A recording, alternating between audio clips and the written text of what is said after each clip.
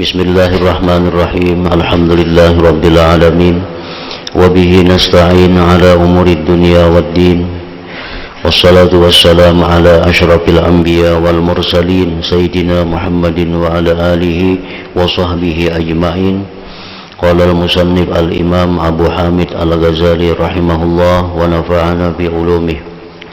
Walamma dakhala az-zanju al-basrata faqatalul anfusa wa nahabul amwala ijtama'a ila sahlin ikhwanuhu faqalu law sa'alallaha ta'ala daf'ahum fasakata thumma qala inna lillahi ibadan fi hadhihi al-baldah law da'aw 'ala adh-dhalimin lam yusbih 'ala wajhi al-ardi dhalimun illa mata fi lailatin wahidah walakin la yaf'alun qila lima qala li annahum la yuhibbun ma la yuhibb. Summa dzakara min ijabatillah asya la yustata'u dzikruha hatta qala walau sa'aluhu an la yuqimas sa'ah lam yuqimha wa hadhihi umurun mumkinatun bi anfusiha faman lam yahazza bi syai'in minha fala yanbaghi an yakhluwa an at-tasdiq wal iman bi imkaniha fa innal qudrata wasi'atun wal fadla 'amimun wa ajaibal mulki wal malakuti katsirah wa maqduratillahi ta'ala la nihayata laha wa fadlahu ala ibadihi alladhina istafa la ghayata lah ila akhirih. Makna kalam Imam Al-Ghazali rahimahullah wa nafa'ana bi ulumih, ketika orang-orang hitam masuk ke kota Basrah, maka mereka itu orang-orang hitam tadi membunuh banyak jiwa dan merampok harta benda.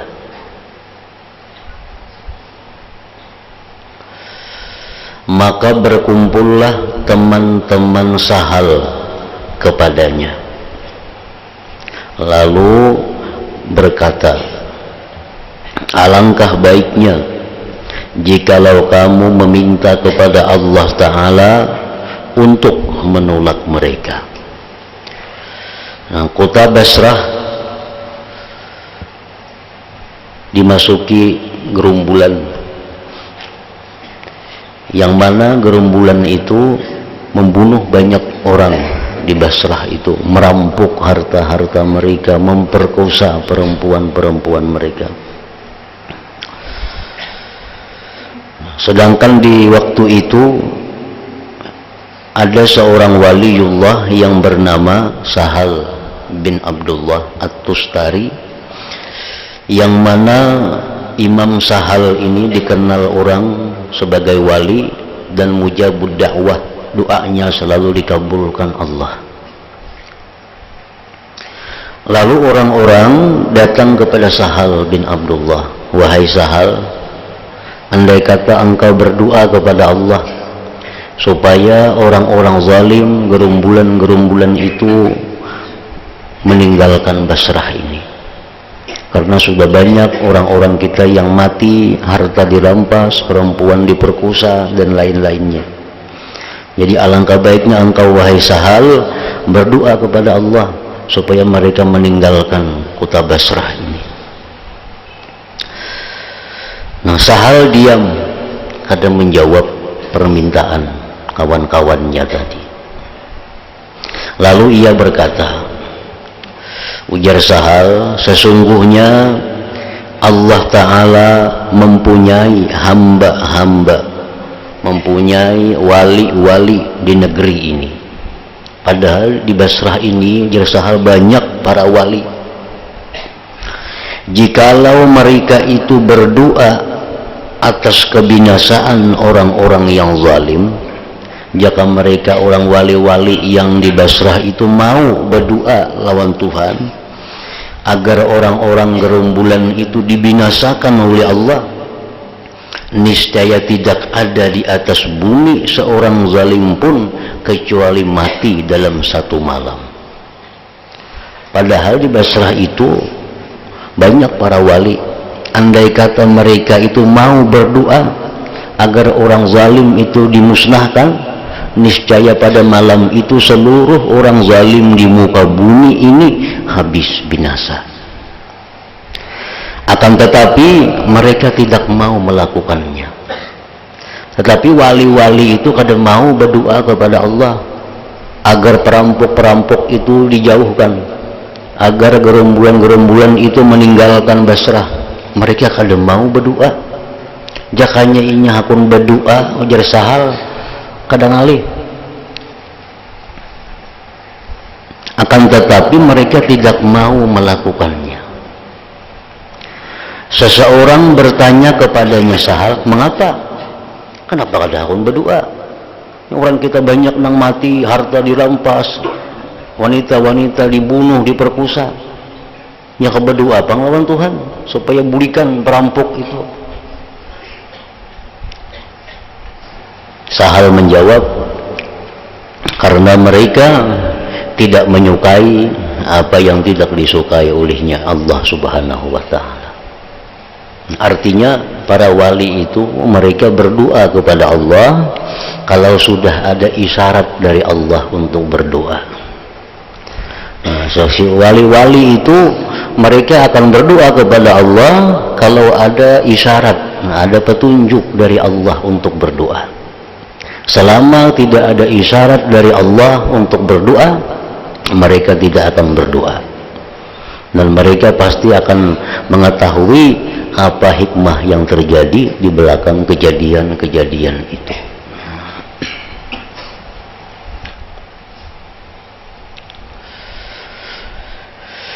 Nah, jadi artinya bahwa di sini orang-orang yang dikasihi Allah, para wali-wali itu, mereka kada akan berdoa, kada akan minta kepada Allah kecuali ada petunjuk dari Allah minta. Kecuali ada isyarat dari Allah, berdoalah. Nah, hanya mereka mau berdoa. Walaupun itu musibah, walaupun itu bencana, apapun, selama belum ada isyarat petunjuk dari Allah untuk berdoa, nah, mereka kada akan berdoa, kada akan minta dikeluarkan dari musibah, dari bencana itu.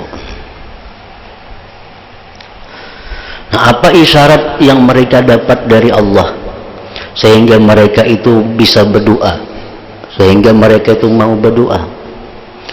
Nah, isyarat yang diberikan Allah kepada mereka itu untuk berdoa artinya bahwa doa mereka itu kada bertentangan dengan apa yang ditakdirkan oleh Allah Subhanahu wa Ta'ala. Nah, apabila yang mereka kehendaki itu kada sesuai dengan apa yang ditakdirkan oleh Allah pada masa dahulu, pada masa azali, Allah kada akan memberikan isyarat kepada mereka untuk minta kepada Allah.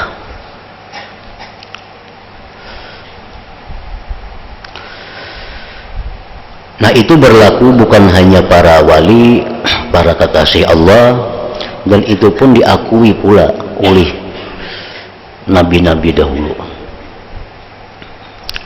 Nabi Ibrahim alaihissalam contohnya, dalam doa Nabi Ibrahim, Rabbi ja'alni muqimas shalah wa min zurriyyati.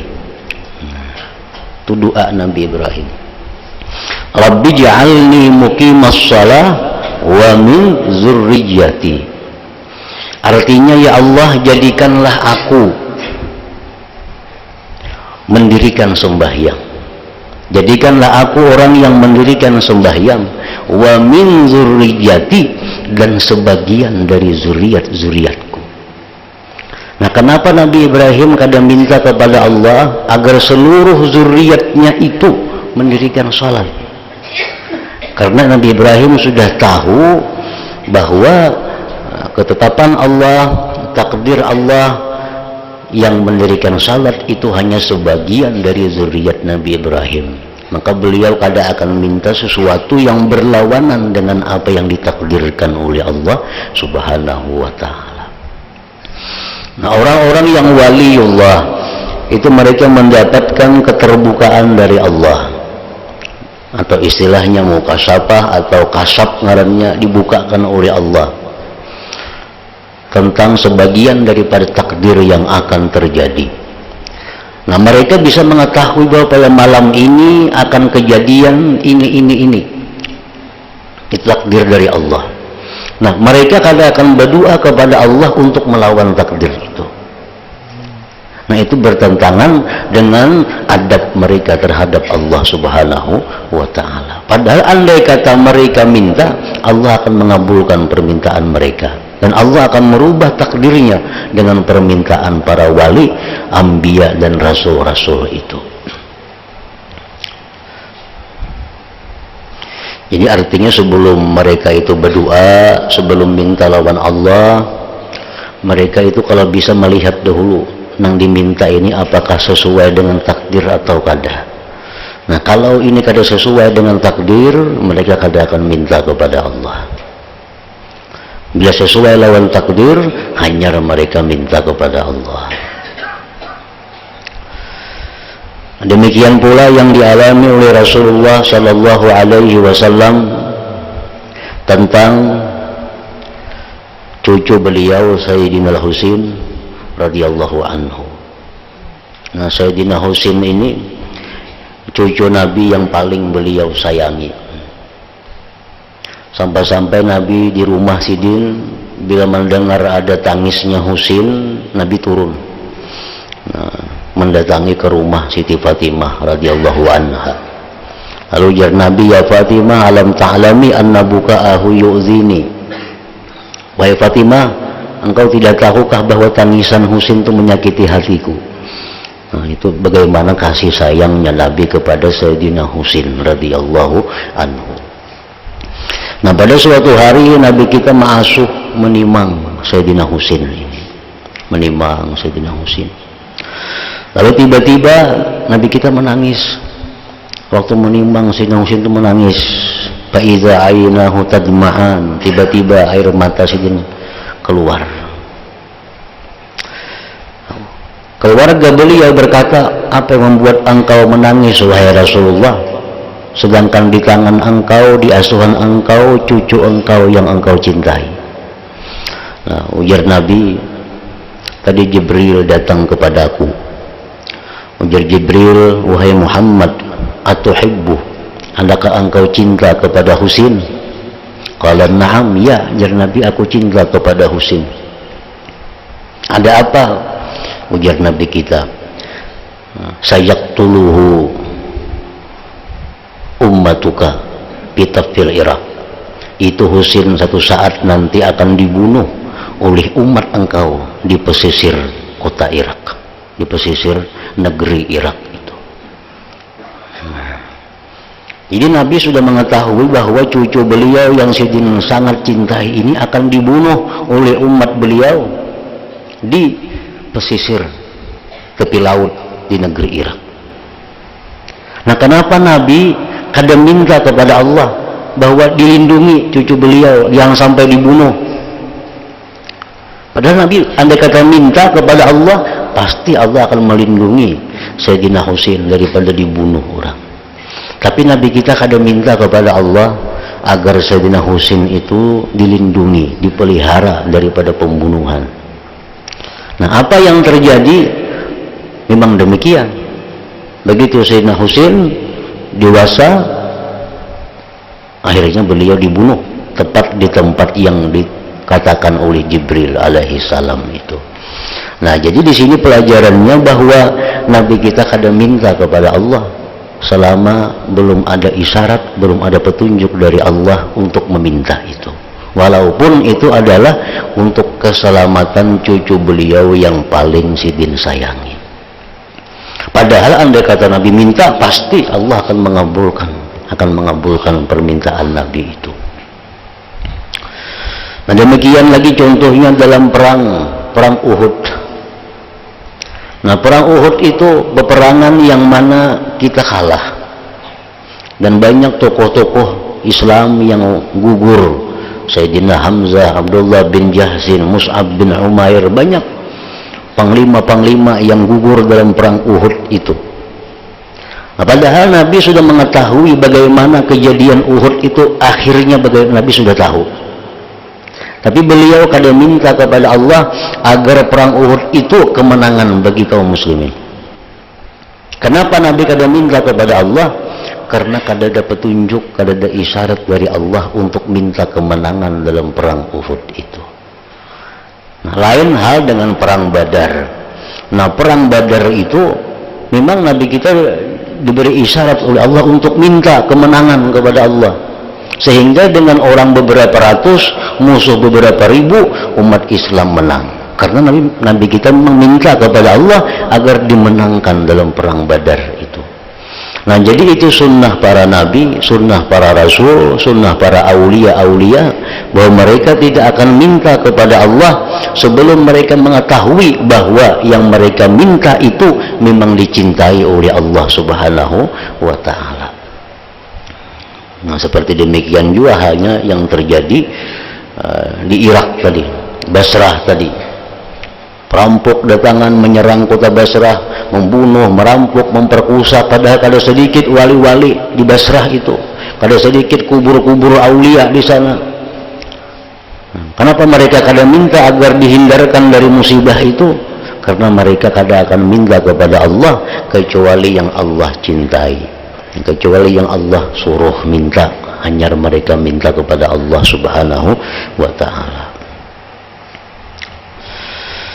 Kemudian Sahal menyebutkan dari apa yang diperkenankan oleh Allah akan beberapa perkara di mana ia tidak sanggup untuk menyebutkan semuanya.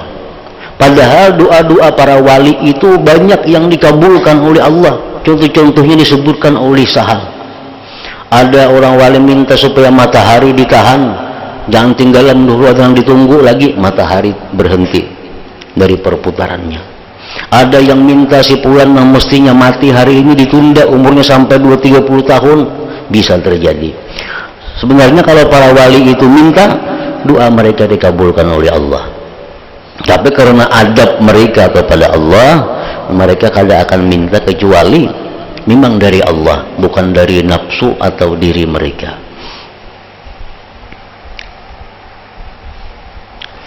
Sehingga Sahal berkata, dan jikalau mereka para wali meminta kepada Allah bahwa tidak dilaksanakan hari kiamat, niscaya Allah tidak melaksanakannya. Andai kata wali-wali itu minta, ya Allah, kada usah berkiamatan sudah, kada jadi kiamat. Nah, cuma permintaan mereka seperti itu tidak disukai oleh Allah, karena Allah sudah menentukan kiamat itu pasti akan terjadi. Jadi kalau minta yang lain-lain lebih inting lagi, kiamat kada jadi kiamat. Kalau minta yang lain masih inting. Tapi mereka itu kada melakukan karena itu kada dicintai, kada disukai oleh Allah Subhanahu wa Ta'ala. Dan inilah perkara-perkara yang mungkin pada dirinya. Memang terjadi demikian adanya. Sejarah-sejarah demikian. Maka barang siapa yang tidak beruntung dengan sesuatu pun daripadanya, maka tidak semestinya ia kosong dari mempercayai dan beriman dengan kemungkinannya. Orang-orang yang belum bisa menduduki martabat kedudukan orang-orang mulia seperti tadi, kayak kita misalnya kada mampu menempati martabat para wali-wali yang besar, yang sedemikian karamat-karamat mereka. Kalau kita kada mampu duduk di situ, maka paling kada kita mempercayai berita-berita mereka itu. Paling kada kita percaya tentang kabar-kabar mereka itu. Karena sesungguhnya kudrat Allah itu luas, anugerah itu meratai, keajaiban alam mulki dan alam malakut itu banyak, dan kekuasaan Allah Ta'ala itu tidak ada kesudahan baginya, dan anugerah Allah kepada hamba-hambanya yang dipilihnya itu tidak ada batas akhirnya. Nah, jadi kalau kita misalkan ada kaum alami seperti pengalaman mereka, kita kada bisa mujahadah seperti mujahadahnya mereka, kita kada bisa mukasabah seperti mukasabahnya mereka, kita kada bisa musahadah seperti musahadahnya mereka. Nah, minimal kita mempercayai apa yang disampaikan oleh mereka itu.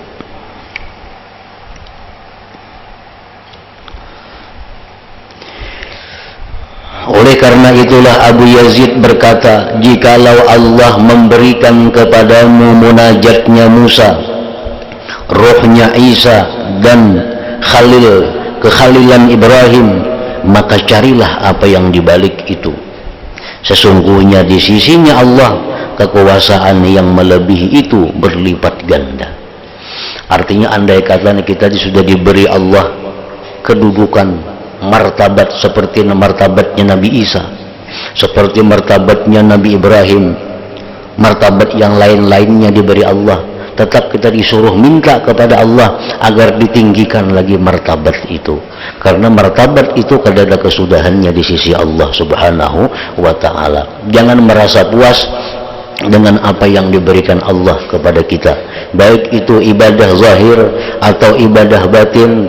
Jangan merasa puas, karena yang lebih luas daripada itu masih tersedia di sisi Allah Subhanahu wa ta'ala.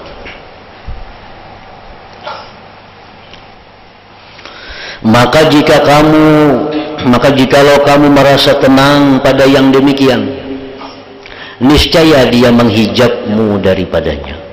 Bila Allah memberikan kepada kita satu nikmat, satu martabat, lalu kita berhenti sampai di situ, senang dengan yang demikian itu, maka itu mendinding kamu dari Allah Subhanahu wa ta'ala.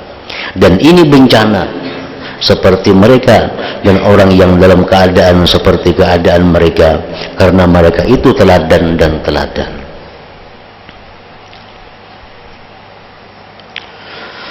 Sebagian orang yang arifin berkata, diperlihatkan kepadaku 40 bidadari.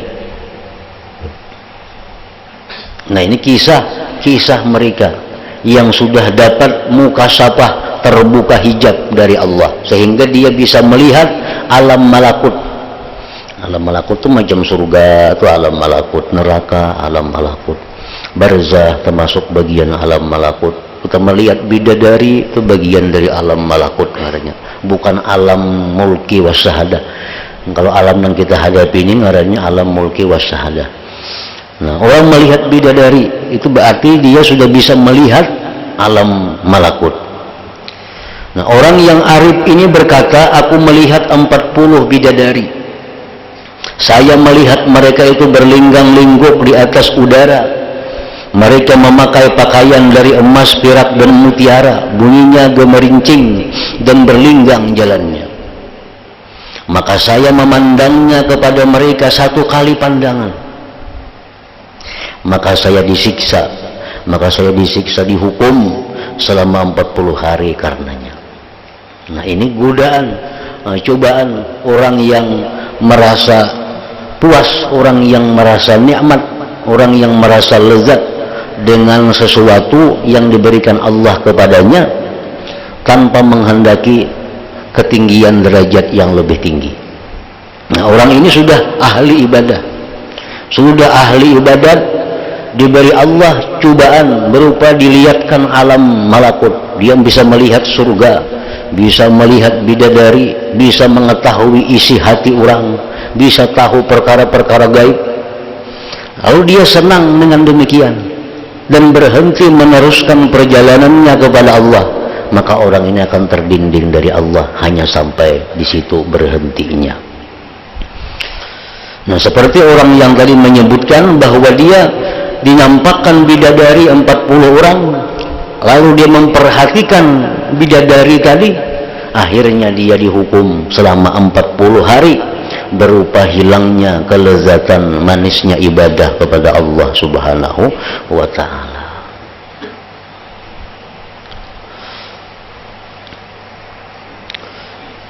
Orang yang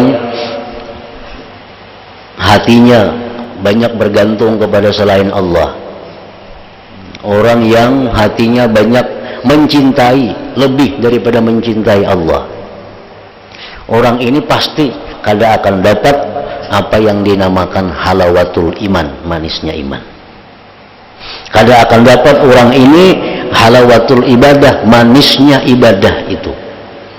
Karena itu hukuman bagi orang yang hatinya masih bergantung kepada selain Allah, itu jelas sudah akan dihukum. Hukumannya apa?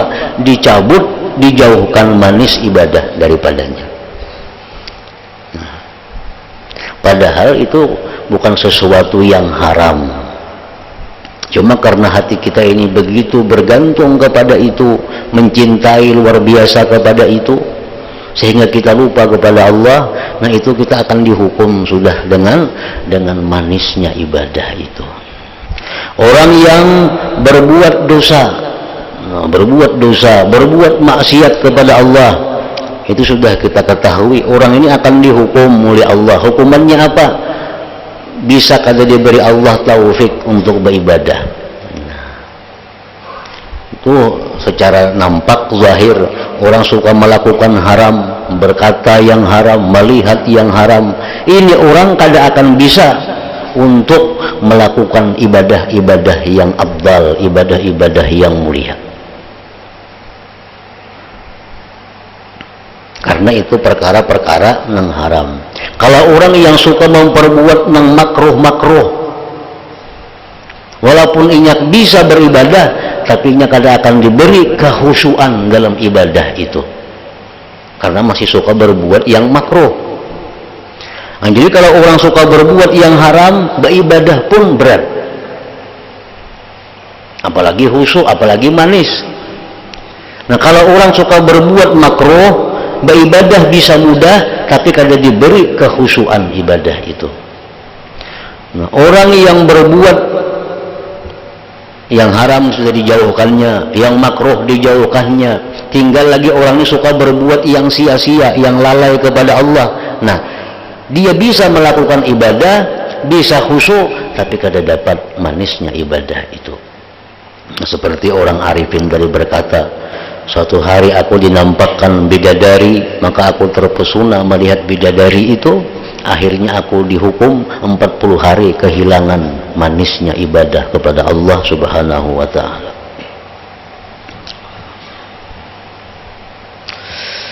Kemudian saya dibukakan lagi sesudah itu 80 bidadari yang melebihi kecantikan dan keindahan dari yang sebelumnya. Ini sudah tubat nih, sudah menyesal.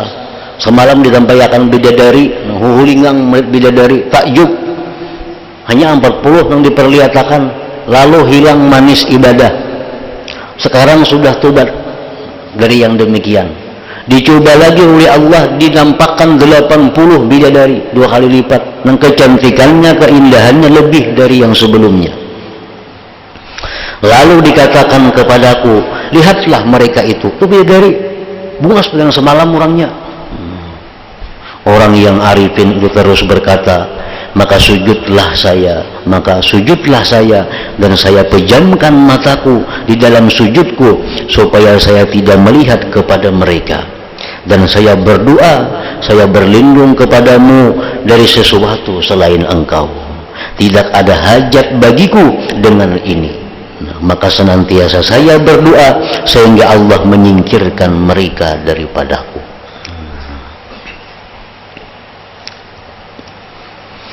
Maka contoh-contoh mukasyafah ini dibukakan.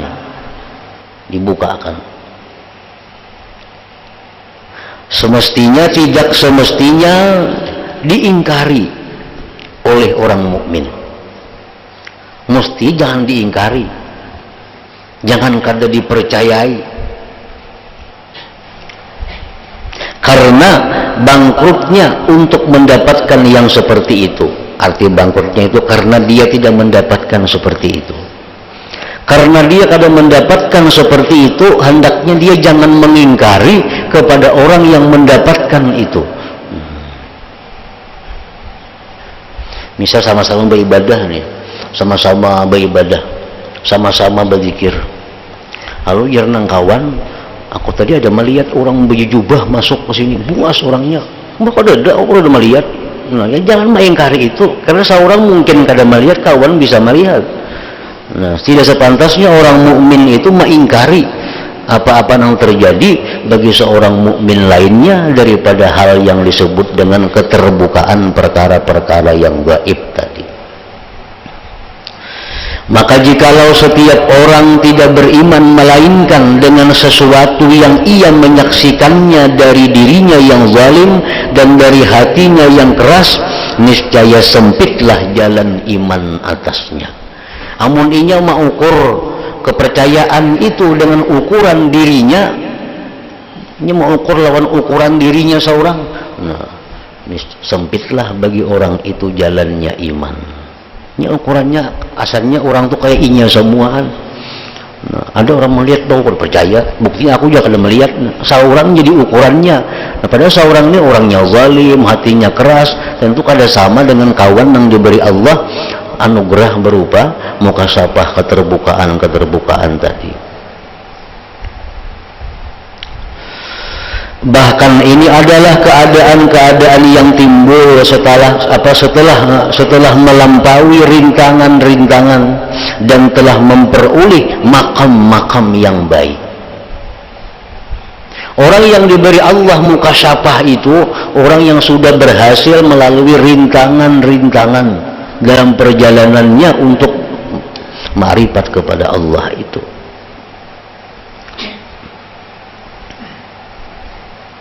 Kita umpamanya kita hendak berjalan menuntut ma'rifatullah, maka Allah akan membukakan jalan seluas-luasnya kepada kita, asal kita ada kemauan yang kuat untuk itu. Nah, dalam perjalanan ini pasti akan dilalui cobaan-cobaan, halangan-halangan untuk sampai ke tempat yang kita maksud itu. Apa yang diberikan Allah halangan-halangan kepada kita? Satu, bisa diberi Tuhan dahulu halangan itu berupa kepakiran, kemiskinan. Ini orang ini hendak jadi kekasihnya Allah, hendak jadi orang yang dekat lawan Allah, lalu nya beribadah lawan Tuhan, menghindari nang haram, menjauhi nang makruh, ibadah bewiritnya banyak. Nah, orang ini pasti akan dicoba oleh Allah. Apa cobaannya? Macam-macam. Namun yang pasti cobaan itu ada berupa kepakiran, kemiskinan. Nah, hanya mulai umpat mengaji, hanya mulai umpat bewirit, hanya mempunyai umpat yang kayak orang berbuat baik, sudah macam-macam hilangan. Harta di sini hilang, harta yang di sana diambil orang. Nang kada musinya binatang ternak mati-matian. Hanya seminggu umpat mengaji kayak orang, berwirid dan kayak orang. Diuji oleh Allah, apakah bujur atau kada orang ini hendak dekat kepada Allah. Nah, diuji oleh Tuhan. Nah, bila itu lulus, artinya kepakiran yang dia hadapi itu kada merubah sikapnya, tetap inya menuntut ilmu, tetap inya berwirid yang banyak, tetap inya menjauhi yang haram, walaupun kepakiran miskin hidupnya. Nah, lulus, Allah akan mengujinya lagi dengan ujian kekayaan. Kekayaan diberi Allah dia rezeki yang berlimpah ruah, yang kada terkira-kira datangnya dari mana. Nah, bila di sini dia terhenti dengan kekayaan itu, maka berhentilah jalannya menuju kepada makrifat Allah tadi. Nah, karena kesibukan banyak berisi harta, akhirnya yang ini kada tak malakan lagi, yang ini kada tak urus lagi, yang ini kada tak kaji lagi, kada sudah kebanyakan berisi harta. Nah, di sini pun banyak orang-orang yang salikin gugur dalam cobaan seperti ini. Dulu miskin, susah, lalu mengaji, lalu beribadah, lalu beramalan, lalu berwirid macam-macam, diberi Allah kekayaan. Nah, lalu akhirnya mengaji kada kaubaran lagi, berwirid kada kaubaran lagi, sembahyang berjamaah kada sempatan lagi karena kebanyakan yang diurusi. Nah, ini berarti orang ini gugur di dalam ujian ini. Nah, bila ujian kekayaan ini dia selamat, dia bisa lulus, nah, Itu masih banyak cobaan-cobaan zahir berikutnya. Cobaan zahir seperti apa lagi? Seperti celaan, hinaan, fitnahan, caci maki kepadanya. Ulak-ulak memusuhi, tetangga-tetangga memusuhi, padahalnya macam-macam. Ini sebenarnya cobaan dari Allah, bagaimana dalam menjalani jalan Allah, apakah terus atau ia sibuk menghadapi cobaan-cobaan itu. Nah, celaan, cobaan, cercaan, caci maki yang ditujukan kepada kita kada perlu ditanggapi mestinya, kada perlu dibalas, kada perlu didoakan mudahan inya matian, kada perlu. Bahkan disuruh doakan kebaikan, berikan kemaafan kepadanya. Nah, bila kita mampu demikian, kita lulus dalam menghadapi ujian itu. Nah, jadi orang mencela, mencaci maki, mahina, ada di urusan. Kada perlu dilayani, kada perlu ditanggapi, kada perlu dibalas. Karena ini adalah cobaan Allah untuk meneruskan jalan kita. Bila kita terus yang demikian itu, cobaannya akan datang lagi. Cobaannya apa pulang? Orang dulu yang mencela kita, sekarang memuji kita. Orang dulu memusuhi kita, sekarang jadi mencintai kita. Orang dulu yang menjauh kita, datang kepada kita. Orang semuaan memuji, menyanjung, menghormati kepada kita. Nah, ini cobaan juga. Bila dia larut dengan demikian, sibuk dengan banyaknya urusan-urusan penggemar-penggemarnya yang datang kepadanya, nah akhirnya ini melumpuhkan jalannya kepada ma'rifat Allah Subhanahu wa ta'ala. Nah, ini ngarannya ujian-ujian yang dimasukkan dalam ujian babak yang pertama seorang yang menuju jalan Allah itu. Karena ini dianggap masih ujian zahir ngarannya. Ini masih inceng. Nah, bila ini lulus lagi, Allah memberi pulang ujian berupa sedikit dibuka Allah pintu mukasyafah tadi. Nah, hanya itu masuk ke ujian yang sedikit lebih berat lagi. Diperlihatkan Tuhannya bidadari, walaupun tangannya hanyar. Diperlihatkan surga, gerbangnya hanyar, diperlihatkan. Bila orang ini senang dengan demikian, dia merasa puas dengan apa yang dihasilkan ini, nah dia akan terhenti daripada jalan ma'rifatullah itu. Nah, jadi melalui perjalanan yang panjang, cobaan-cobaan seperti itu bisa lulus seseorang dalam sebulan, bisa lulus dalam 6 bulan, dalam sehari, 10 tahun, 70 tahun, tergantung Allah Subhanahu wa ta'ala yang memberikan petunjuk hidayah kepada orang tersebut. Nah, itu yang disebut ngarannya setelah melampaui rintangan-rintangan dan telah memperoleh makam-makam yang banyak, yang sekurang-kurangnya adalah ikhlas dan mengeluarkan bagian-bagian nafsu dan memandang makhluk dari semua amal perbuatan, baik yang zahir maupun yang batin.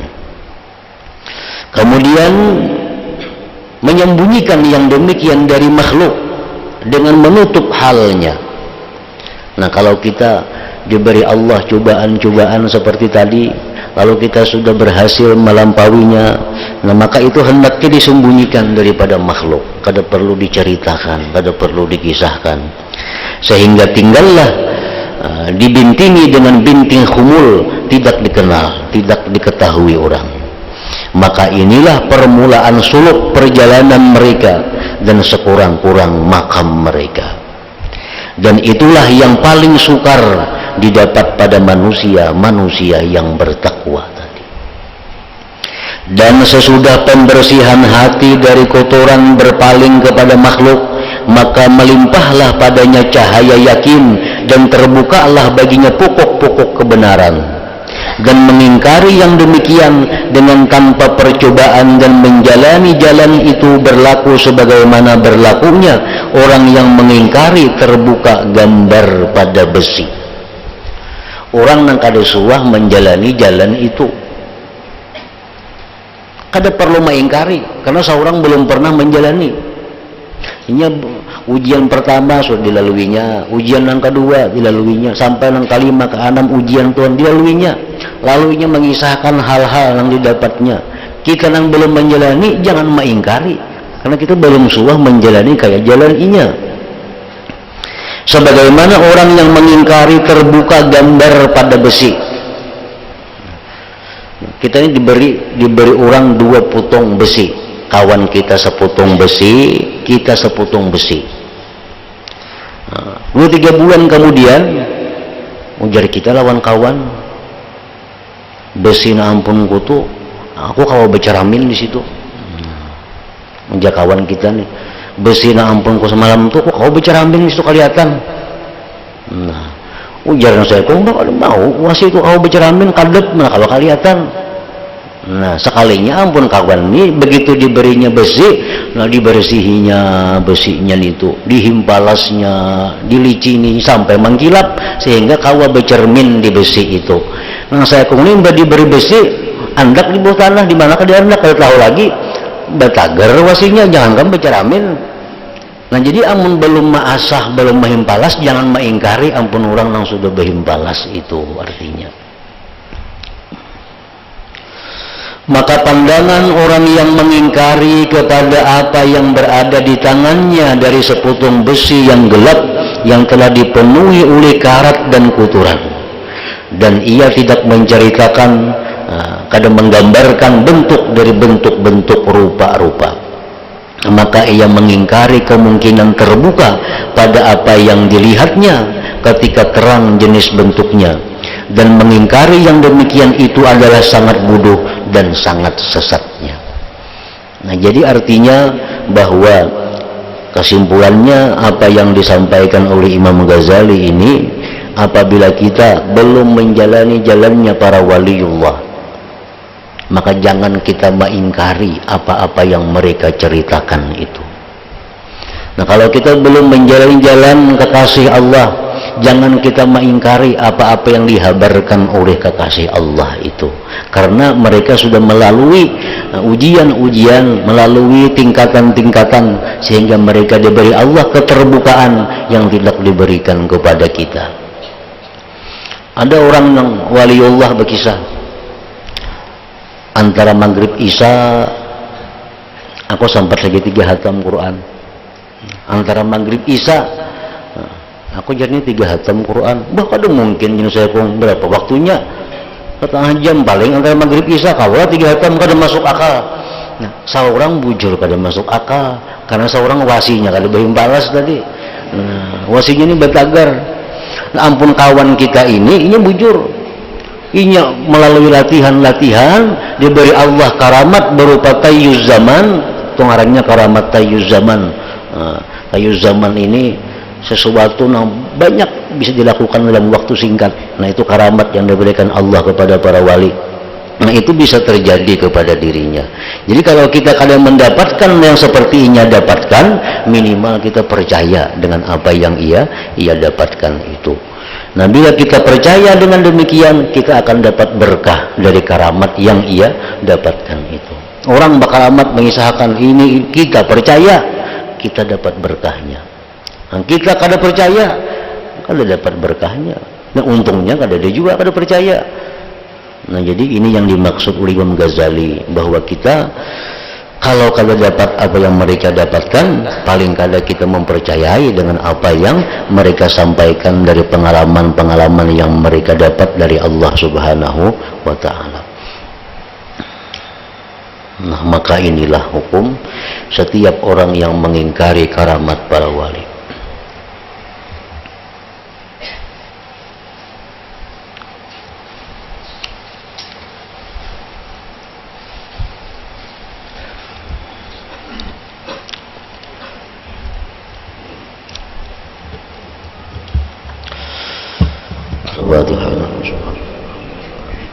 الرحمن الرحيم نعبد وإياك نستعين صراط الذين أنعمت عليهم غير المغضوب عليهم فيا أيها الرجل منه شفاعة صلوا عليه وسلموا تسليما اللهم صل